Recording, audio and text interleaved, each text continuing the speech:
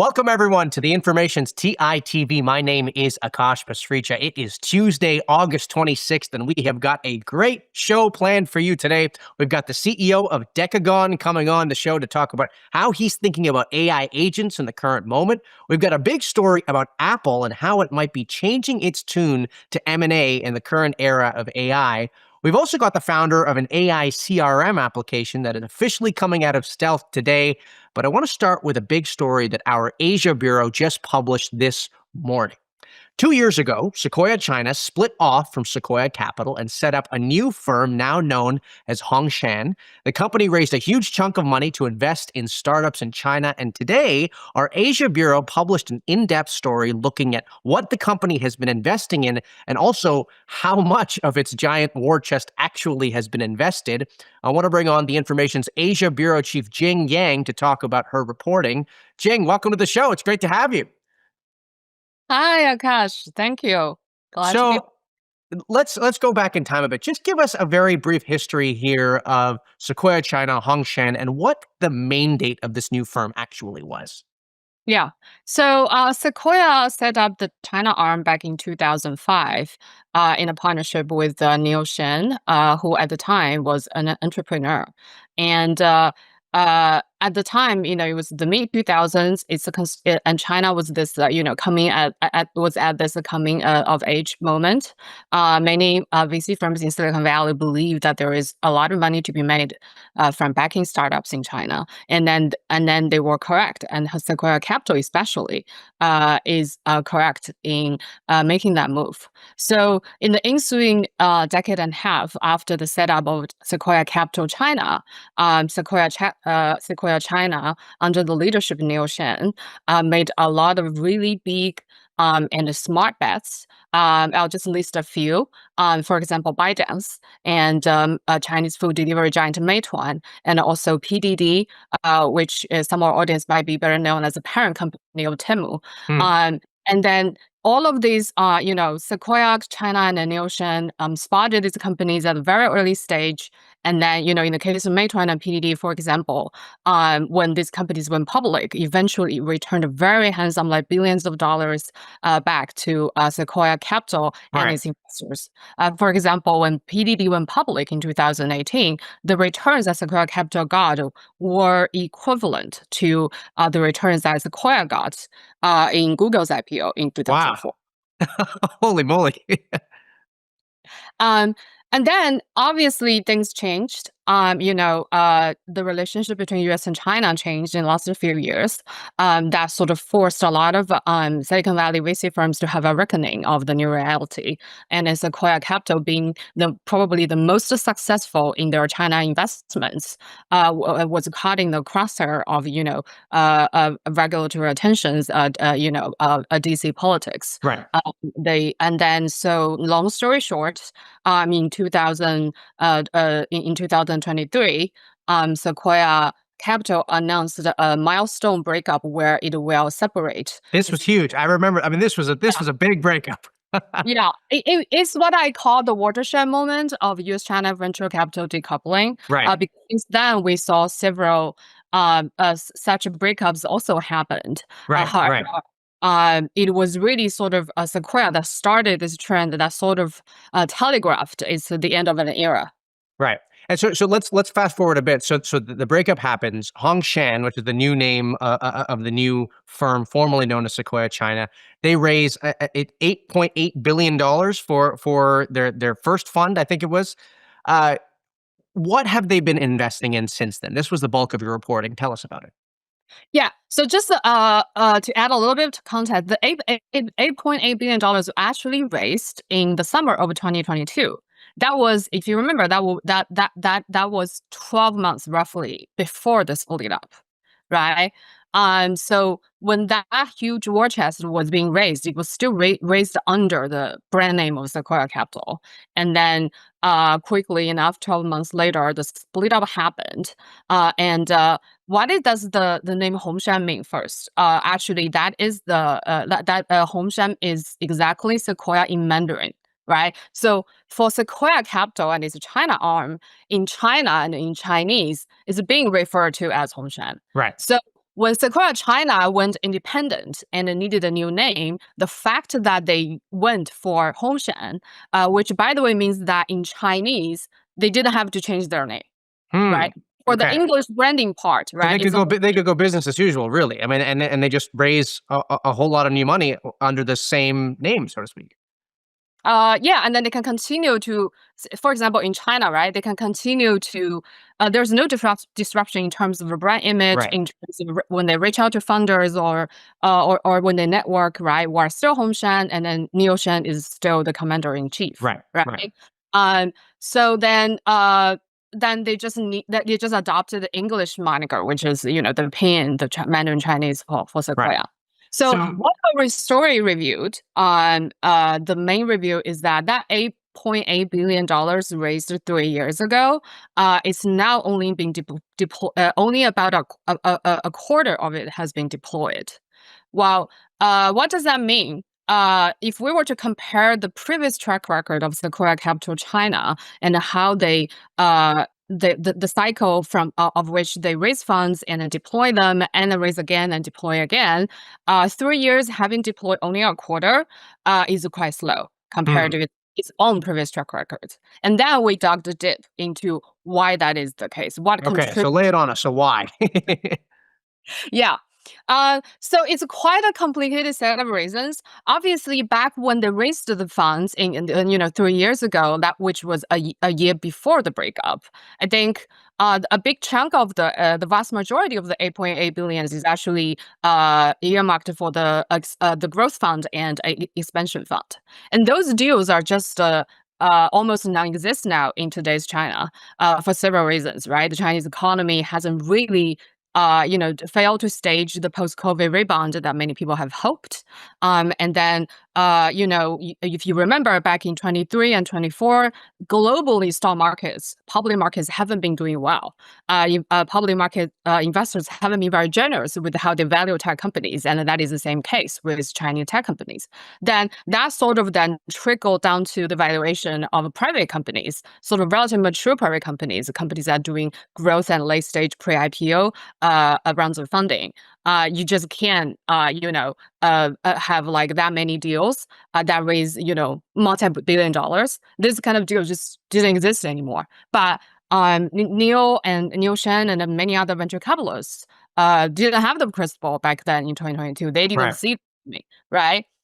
And so, one of the other things that you mentioned in the story was that they've actually expanded now outside of China as their new focus. Yeah. That is the focus in addition to, the broader China.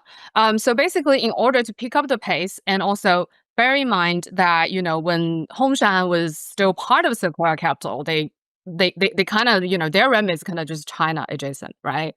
Now that they're on their own, theoretically speaking, the world is their oyster. They can go anywhere they want to go, right? And it's almost what happened. In the last 2 years, Hongshan set up offices in Tokyo, Singapore, and London, and then started doing deals in those markets. For example, one of their biggest, probably one of their biggest buyout deals, which by the way is not the kind of typical deals that say Sequoia Capital in the US would do, is this. They took a controlling stake. Our reporting shows 80% of stake in a Stockholm-based audio equipment maker, Marshall. I don't know if you guys have heard of Marshall, but I personally am a big fan of their speakers. But anyway, that deal is sort of like a representative of what the new Hongshan. And they took a stake in 8 Sleep, the sleep company. I mean, we just had them on the show. Actually, I was surprised. Yeah. So we also dug in our story a little bit deeper in the A-Sleep deal. So A-Sleep recently announced round was about $100 million. The round was, Hongshan participated in the round, but in order to not attract any scrutiny from the U.S. government from CFIUS, they had to make sure that they don't invest too much so that they don't get a board seat at A-Sleep. Right. And then this is the kind of the reality, right? Hongshan has, increased its bets in markets like, the rest of Asia and Europe. However, in the US, it's still sort of off limits in the sense that they have to be very careful in the type of companies that they invest. For example, Sleep does incorporate technology in its company, but it is not I say, for example, a large language model developer, which is very sensitive. Let me jump in. Let me sort of zoom out a bit. This was a fascinating story to me. It had a lot of detail in it. One thing that I want to get your take on is, it's slow to invest. That was kind of the headline, right? You talked a lot about what they're investing in, but why should readers really care about this? If a venture fund is going slowly, who knows? It could be there was less opportunity, the time wasn't right, the market conditions weren't there. But why should readers really be paying attention to the pace of Hongshan's investments right now? Yeah. Big picture level, if you have an interest in, keeping up with what is happening in China's venture capital and innovation land, then there's no better person and no better firm to follow than Neoshan and Hongshan. And then that is just the high level picture, right? How he's doing is 2 years on after getting on his own, and also the kind of bets that he makes, right? There's a lot of people that actually because he is I think arguably the most celebrated venture capitalist in China. And he, in China, his name is synonymous with the venture capital. And in the US, also very highly regarded. For example, he was 3 years in a row ranked as number one in Forbes Midas list. Higher in those years than many famous venture capitalists in the Valley. So that's why. And then under a more micro level, I think it's the $8.8 billion. There's also a significant of American limited partners, such as university endowment and foundations that are investors, have been investors in that huge war chest. And last question for you before we let you go: those investors, and I'm not talking just the American investors, but the LPs in the fund, have they expressed any kind of discontent with the pace of investment?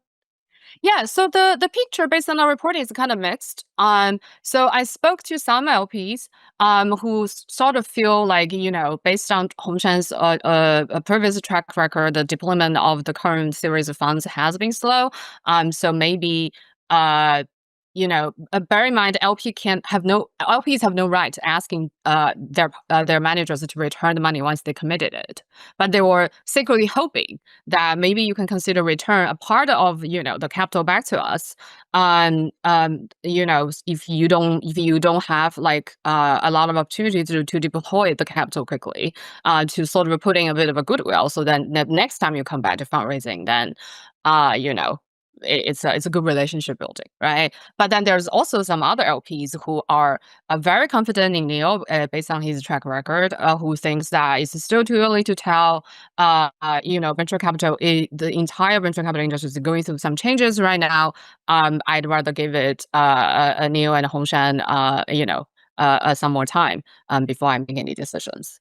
Great. Well, Jing, thank you so much for coming on the show. We appreciate it. And I should say a special thank you because you are actually on vacation right now, but you made time for us. So thank you very much for coming on. That is Jing Yang, our Asia Bureau Chief at The Information.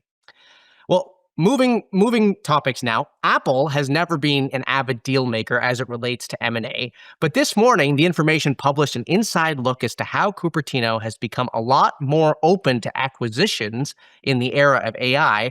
It has even looked at some of the biggest AI names in the space. We've written about a lot of them here at the Information. I want to bring on Aaron Tilley, who was one of the reporters who wrote that story, to talk all about it. Aaron, welcome to TITV again. It's great to have you. Yeah, gosh, thanks for having me. So talk to me about what Apple's track record has historically been with acquisitions. Yeah, so as you've said, they've never been a big acquirer. They've had this sort of deep aversion to big M&A. They've acquired a lot of companies over the years, but these have been very small deals, like in tens of millions, maxing out at, a couple $100 million. And there's a few exceptions there. Of course, Beats in 2014, the headphone I in remember it well. Yeah, it was a big announcement.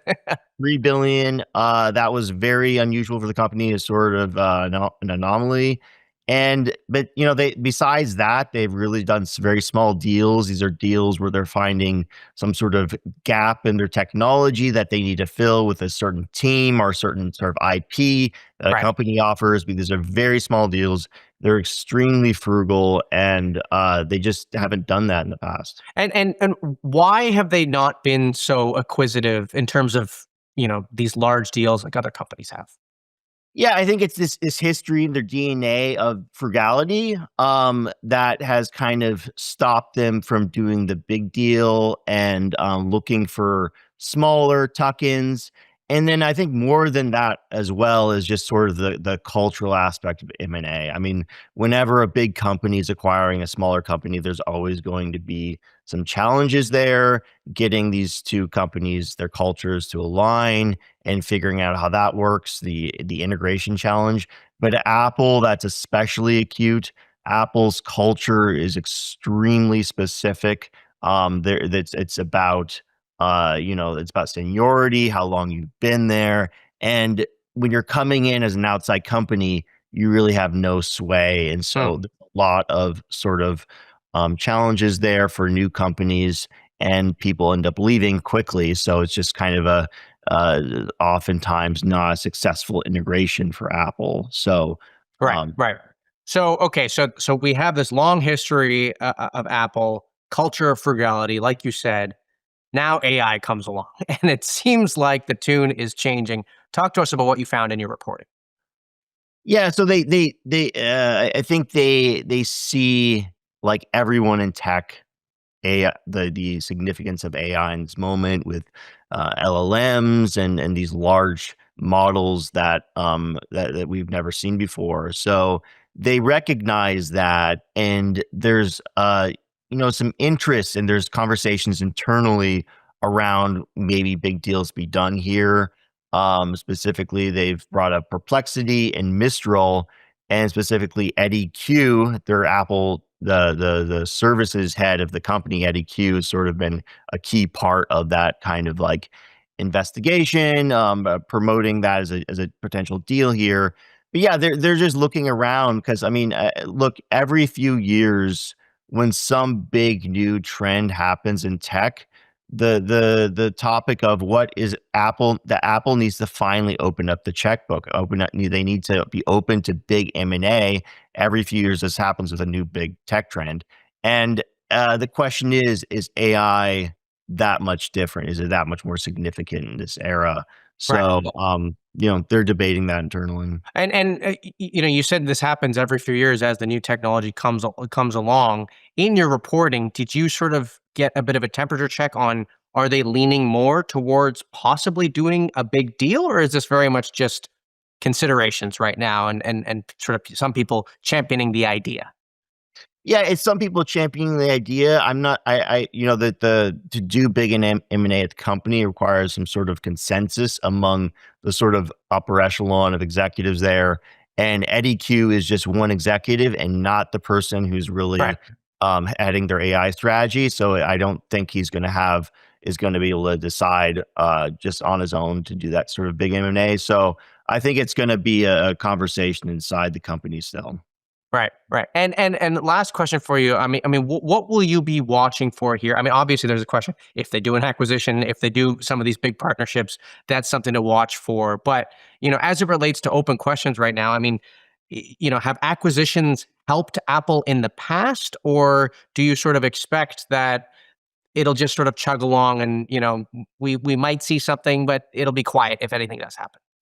Yeah, Apple has a "we build it here" mentality, and their aversion to big M&A, I think, is smart. I think they're a challenging company that does not open outside influence with open arms. So I think it's smart that they kind of avoid that and maintain that posture, because I think to make that sort of transformative deal, I'm not super confident it's going to work out. Right. And these would be big bets too. We should say, a lot of these companies, Perplexity, Mistral, I mean, we don't know what they would go for, but these are companies that are obviously raising a ton of money. And so it would be a big bet, as you pointed out. Aaron, it was a very fascinating story. Thank you for coming on the show and telling us about it. That is Aaron Tilley, who covers Apple for The Information. Well, one of the easiest applications of AI agents to wrap your head around is having automated chatbots answering customer service requests instead of needing to employ real people to do the job. Decagon has become one of the fastest growing companies in that space.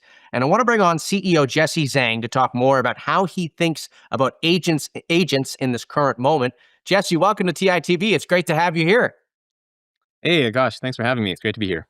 So look, we're trying to sort of ask big picture questions here on the show a little more. And so I want to ask you perhaps the biggest picture question you could ask an AI founder in this day and age, which is that you're in the space of AI agents. What does Jesse Zhang's vision for the future of the internet look like with AI agents? Yeah, so if you think about our AI agents, right, at the core, what they're good at are conversations. And I think that's something that we've realized that AI and Gen AI models are very good at, is having conversations with folks, because that's what they're trained to do. And what we have really set out to do is really build a nice and clean system to construct these conversations for large enterprises, right? So if you think about, an airline or a bank, I use an airline, I want to book a flight, or I want to upgrade my seats, or I have questions about my loyalty points. This AI agent can just help me resolve all these things and take actions for me. And I can just get what I wanted immediately by just texting a number or calling a number, right? And if in the bank example, I lost my credit card, I can just go get a new one immediately. So that's really the style of AI agent that we're interested in. And Right. You mentioned customer service. That's often the best place to start, because organizations can really easily quantify the ROI for themselves. Like, how much money am I saving? How much new revenue am I driving by making my customers happier? Right. And ultimately that will expand, right? So our whole vision is that, hey, eventually, in a couple of years, there's not going to be that much difference between the types of conversations. You'll have a single AI agent that almost serves as like the front end, like concierge for your brand, and Right. The all-in-one. Exactly. Right. So, this is kind of an interesting point you raised, because I was talking with a couple colleagues in the newsroom, and it feels to me like agents, you've got these sort of application layer companies that are building agents for specific use cases. And the defense, the way I take it, when they get asked the question, well, how do you compete against, for example, an OpenAI coming in and building something? The defense is, we're really specific. We're solving this one problem. But then inevitably, you get this company that starts with one problem, and then you start to expand. And then you get sort of closer to, like you said, this sort of all-in-one agent, which is sort of the concierge type of product that we might be going towards. And so when I think about that, I sort of think about, okay, well, then doesn't that sort of specificity, or the argument that this is how we defend ourselves against the open AIs of the world, doesn't that specificity kind of go away? I mean, how do you think about that? I don't think the specificity ever matters in this scenario. So I actually don't think specificity is the thing that gives you protection against platforms and so on. I think what really matters is like how deep is the software or the application you're building on top of the models, right? And to that point, yeah, maybe the points other folks have made is that specificity allows you to build more depth in the application, and that's what gives you protection. If you just think about kind of the models themselves, right? They obviously have created a massively valuable technology. Everyone's using it. It's amazing. But there's also kind of risks with this API business, because there's a bunch of different ones. They're all kind of interchangeable, and so they're kind of driving the prices down. They're driving the margin down, and so they know that moving into applications is healthy, because if you're building an application, you're solving a business problem, and so you have potentially more margin there and more business to take. And so if the application is more of a thin layer on top of the model, that makes it more attractive for them to build and easier for them to go into, right? And so you see all the coding agents from the labs, and of course those are very difficult to build. But the application, like the sort of stuff you need to build around the AI, is relatively small, because you're kind of delivering a user product that people can just download. Right. And the goal, if you want to stay, I guess, more independent long term and not cross paths with the labs, is you have to be building something that has like such a deep level of application where there's all these features you have to build, there's all this tooling, there's all this stuff that has to go in there for for example, for enterprises to buy you. And I think that gives you more of the staying power. And so I think the depth matters a lot more than the specificity. Right. You talked about sort of some of the margins that some of these bigger players are dealing with. As it relates to your own business, I'm curious, what are the biggest cost drivers for you right now, and what are the biggest moving parts that you're trying to sort of figure out cost-wise, broadly speaking? Yeah, I would say for any application these days, the biggest part of your cost is going to be model inference. So, calling models, using them across Right. the stack, right? And this could be like outside of the agent itself. For example, in our space, there's a bunch of very valuable tooling that our customers care about. For example, simulating test conversations before the agent even goes live, Hmm. reviewing the conversations afterwards to see if there's any learnings and if there's any insights and stuff like that. So those all cost model inference, and that's where most of the cost comes from. Right. And the levers there are over time, the models will naturally get cheaper and they'll naturally get faster and so on. So that is helpful. But then I would say we're also seeing a trend in the industry of people fine tuning more models, because once you know exactly how your agents are structured and you know the tasks each model needs to do, you can pick off, this very specialized ones and fine tune smaller models for that. That'll probably have better accuracy and way faster, way cheaper. Right. So that's generally how applications are going to go. You talked about inference costs. Well, I was listening to a podcast you did a couple. Actually, it wasn't a couple months ago. It was in January. Okay, and it was kind of funny. I listened to the podcast you did in January, and it feels like decades ago. You're talking about literally like '01 and GPT-4 as if it was like eons ago. I'm listening now. We've come so far. One of the things you mentioned that I found funny was you talked about the latency that it takes for some of these products. And a little trick that I heard you say is, that's why you say sometimes a chatbot says, "Give me a second to look up your information." And when I sit in there and I'm using Decagon on ClassPass, I believe it. I'm like, okay, let it work. Okay, it's looking up my information. I get it. I did not think that that was latency happening in the background. So that was kind of a funny realization. We talked about cost. I want to ask you very quickly about pricing. How do you think about pricing at Decagon and pricing in AI agents, broadly speaking? Pricing AI agent, I would say you generally want to tie it to the value that's providing. And this is a little bit different from the classic SaaS model. I mean, in the classic SaaS model, you're also charging based on the value you're providing, right? But with most SaaS, the way you quantify the value is seats based, or you're paying kind of a recurring subscription based on the number of people using it.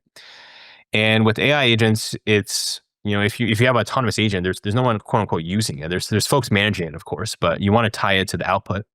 And so for us, the output is essentially the number of conversations it handles, right? So if it is kind of being this front end for an airline or a bank, and people are having tons of conversations with it, the number of conversations is kind of the unit of work. So the way we generally price is we work with our partners, and we're generally working with large enterprises here. So we kind of work with them to scope out the use case, and here's how many conversations they're almost paying for like a bucket of conversations for the term.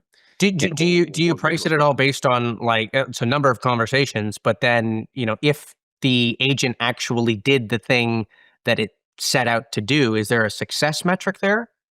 Yeah, exactly. So folks will define conversation differently. Some people prefer to just like keep it clean. All right, we're just going to pay per conversation because that's predictable for us. It's easy for us to budget and so on. Other folks want to kind of define a conversation as, okay, well, we're only going to count it as a conversation if the AI's handled the whole thing and you didn't need to bring a human in. Right. So that would be a little bit more similar to outcomes-based pricing, right? Where you're buying a bucket of conversations, but a conversation is a resolved conversation. And so do you think that in the era of AI agents, as this sort of develops and takes over more tasks, I guess, on the internet, do you think that more of these software products are going to shift to outcome-based pricing and usage-based pricing the way that you guys have done it? Yeah, I would say for sure, because the alternative is the classic SaaS based model, which just doesn't really make sense, right? Like we're handling a ton of conversations, and we're not really scaling based on the number of humans that are using Decagon. In fact, one of the benefits of folks using AI agents is that they need less manual human labor to do a lot of these tasks. And so you generally want to be pricing based on what work the AI is doing. In our space, that's the number of conversations resolved or the number of conversations that AI has, and it's pretty clean to define that because everyone's on the same page about how many there are and how much each one is worth. So that makes it simple. Well, Jesse, it's a great conversation. I appreciate you coming on. That is Jesse Zhang, the CEO of Decagon. Okay. AI is quickly changing every job function within tech companies, including the role of the chief revenue officer. CROs have long relied on softwares like Salesforce to track their progress and their quotas. But today, Aurasell raised $30 million to use AI to reinvent all of that. I want to bring on Jason Eubanks, the CEO, to talk all about it. Jason, welcome to TITV. It's great to have you. Thank you. Appreciate you having us on, Akash. So it's a big day. You're taking off the invisibility cloak. You're here. You're out of stealth. Very quickly, I do want to ask you about how AI is affecting the go-to-market process altogether. But what is Aurasell in 20 seconds? Sure. Aurasell is the world's first full-featured AI-native CRM platform. We replace legacy CRM frameworks and up to 15 bolt-on products that are typically surrounding those legacy frameworks just to make them usable. Okay. So your background is, you've basically worked as a CRO for a number of years before founding this company, right? That's right. I've been a go-to-market operator for over 20 years. Right. Led sales, marketing, CS teams at 4 startups prior to founding Aurasell. So you must be talking to a lot of your friends on sales teams, leading sales teams. One of the big questions I have for you is how has AI changed the way sales teams have had to convince companies to take on their products? Yeah, I don't know that it's changed the way that people have to be convinced to take on new products. I think it's made SDRs infinitely more productive. And AI is providing us an opportunity to just rethink the entire workload of go-to-market, including how do we make productivity per head for all of the sellers in the world, 2.5 times higher by removing all the manual, mundane work that they hate doing. We can just use AI to inject intelligent automation right into the work stream of the customer journey, for the customer and to the persona where it matters most, in a context in a way that they can automate the next 3 human actions that typically would have been taken. This just frees up your sellers to go out and do what they do best, do what people hire them to do, which is focus on the human to human connection. And what about metrics for ROI? What kind of metrics are you seeing work? I see a lot of time savings. I think time savings then translates to you have to hire less people. Are those the metrics that people want to care about, or how do you quantify ROI for people? Yeah, the way we quantify ROI is really giving the sellers the time back through leveraging intelligent automation, and we think that makes the seller more available to the tune of about 250% of the time to focus on what matters most. Again, human to human selling. I think there's 2 other areas of value that really matter more, or as much, I guess I should say. One is just platform consolidation. With AI as a disruptive capability, we can consolidate what has become over decades just stale, bloated, multi-billion-dollar companies, where you can eliminate up to 15 of the SaaS tools that are sitting in the stack today. And on the average, we're saving our customers about 50% in SaaS fees. And then finally, it's increasing the productivity of the reps, not just through time savings, but through execution at scale, and just using AI to intelligently pull through reps in a way that's consistent with best practices for common sales frameworks. It's like having a CRO coach on the shoulder of every one of your sales reps and making every one of your sales reps the rock star that typically is like your top 10% today. Right. And talk to me about what you think cannot be replaced by AI in the sales process, because so much of sales is relationships, right? And we just had the CEO of Decagon on the show, right? These are conversations that agents are taking over, but Sure. I think about sales. I mean, it's a human endeavor, really, at the end of the day. So what can't be replaced by AI? Yeah, absolutely. I think, the era of intelligence helps us gain efficiencies. And I do think some of these conversations can be handled with agentic workflows. In fact, we deliver agentic workflows within the product. I think back on my time when I was a sales leader at Twilio and we had a big product-led team, I think that a lot of that product-led funnel could probably be handled through agentic workloads. But the thing that won't be replaced is the human-to-human trust factor. When people are making in B2B sales, when people are making large decisions to buy transformative products that they run their business on, yeah, they want to trust another human being. Right, right. Well, Jason, congrats on the fundraising round and congrats on coming out of stealth. We look forward to seeing how the business continues to develop. That is Jason Eubanks, the CEO of Aurasell. Well, for our final segment, AI chip technology is getting more and more complicated. And the latest example is venture capitalists betting on AI chips that use light instead of electronics. We wrote about that in our AI Agenda newsletter this week, and I want to bring on two people who can explain all of this much better than I can. Rocket True is a reporter at The Information. He wrote this piece for us. And Ben Levy is a general partner at Geometry, a new venture fund that focuses on deep tech. Welcome to both of you. It's great to have you. Hey, Akash. Thanks for having us. Excited to be here. Okay, so Rocket, we're talking about light, okay? And we're talking about the difference between light and electronics, how it relates to chips. I'm going to give you the floor to talk to us about what you found. Yeah, that's exactly right. There's sort of a resurgence in interest in this area that is using light in AI chips instead of electrons. So just to frame this a little bit, if you're asking about the role that light plays in AI data centers, you can start from right at the wall of the data center, because when you have an AI model running inside the data center, you got to send the outputs of that model outside of the building. And when you do that, the information is carried along on fiber optics, right? It's carried along on bundles of fiber optic threads, each of which is about the size of a strand of human hair, and they carry tons of information. And likewise, when you want to train the AI model in the data center, you got to pipe all that data into the building to begin with. So light plays a big role right there. Light also plays a role within the walls of a data center, sort of ferrying information and data among the AI chips. But that's about where it's stopped historically. The chips themselves have remained mostly electronic. So they run on electrons instead of photonic, meaning they run on light.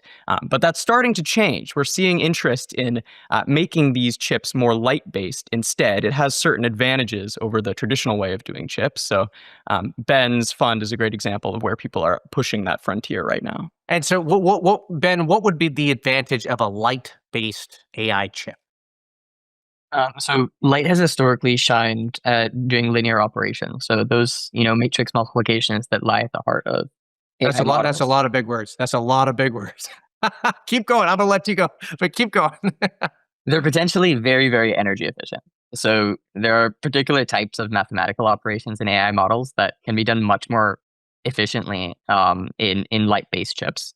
And this can alleviate a lot of the bottlenecks that are existing right now in AI data centers, where you kind of energy and power bottlenecks. The issue, of course, is packaging that overall system to do the things that are good in light, and the things that are good in electrons is quite difficult, and that's what a lot of companies are working on right now. Right. That energy efficiency is key, right? Like you can sometimes your data center only has so much energy, so much power that it can get its hands on, and every watt counts. So if you can save some watts by using this more efficient kind of computation, using light instead, that lets you afford more chips, and you can run a bigger data center that can train larger AI models, run more AI models. And Ben, Rocket wrote about this. I'll give him the chance to chime in. But are some of the bigger tech companies looking at this technology as well? I think pretty much everyone in the space is looking at it. Some people looking at it, doing some R&D, pilots, testing. None of it has made it to production yet. And I think something that's worth noting is you probably could have said the same thing 5 years ago. And so the big question right now is this time different? Will these things make it from the lab to the data center? Rocket, you wrote about this in your piece. NVIDIA has been doing some work here. Yeah, that's right. NVIDIA is mostly focusing on those interconnects, so ferrying the data from one chip to another. And their argument is converting from electricity to optics is it costs you some energy to do that conversion. So it's really useful to try to get that amount of energy required to get that number down, because the more energy you can save in that conversion, the more electricity you have to spend on getting more racks of NVIDIA chips into your data center. So that's really the advantage there, that energy efficiency. If you tried to use your whole AI chip, your electronic AI chip, you could actually overheat the thing. It could just melt down the amount of energy you're trying to put into it. So Right. using something more energy efficient like light also avoids that risk. And last question for you, Rocket. How big a space has this become? You've got funds like Geometry. Ben, you guys are focused on some of this technology, but how many dollars have been invested in this space, broadly speaking? Do we have any data? Yeah, just from watching the financial news, I see funding rounds in this area every couple weeks, and the rounds are getting bigger. I'm seeing 50 million, 100 million, over $100 million rounds going into this kind of technology. And I think that's a sign that people think maybe the time is now. It's a challenging technology to work on, but those sorts of operations that Ben is describing, they're so fundamental to the AI models we have today. And as those models get bigger and bigger, the value of saving energy to do those operations just gets really valuable. Great. Well, Ben and Rocket, thank you so much for coming on the show. There's a lot to illuminate in the area of light focused chips. I had to do it. Rocket, you got your pun at the end of your That's newsletter, right. so I had to put it in. No, I feel Thank left you. out. Thank you so much, Rocket and Ben. Really appreciate both of you coming on. Well, that does it for today's show. A reminder that we are live on this stream Monday through Friday at 10 a.m. Pacific, 1 p.m. Eastern. I want to thank Amazon Web Services, who is our presenting sponsor for this production. And I want to thank you for tuning in. We really do appreciate your viewership. I am already excited for our next show tomorrow. And so until then, bye-bye for now.